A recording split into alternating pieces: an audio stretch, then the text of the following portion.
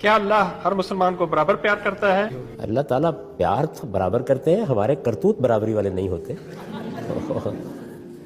اس لیے اپنے آپ کو بہتر کیجئے.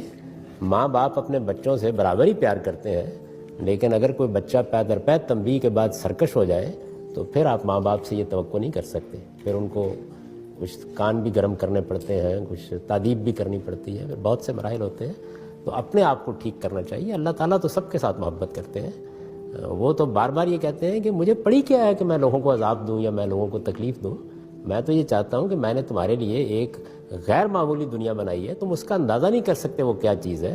یعنی سوچو ذرا تھوڑی دیر کے لیے کہ وہاں موت مر جائے گی، وہاں ابدی زندگی ہوگی، وہاں عیش دوام ہوگا، وہاں جو چاہو گے مل جائے گا، وہاں ماضی کا کوئی پچھتاوا نہیں ہوگا، مستقبل کا کوئی اندیشہ نہیں ہوگا.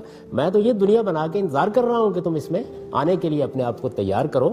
اور کس کے لیے میں نے امتحان کیا کیا؟ پاکیزگی. اپنے آپ کو پاک رکھو جتنا رکھ سکتے ہو، پیوریفائی کرو اپنے آپ کو. یہی مذہب ہے، یہی اس کی تعلیم ہے، یہی اس کے تمام احکام کے اندر جو روح کار فرمایا وہ یہی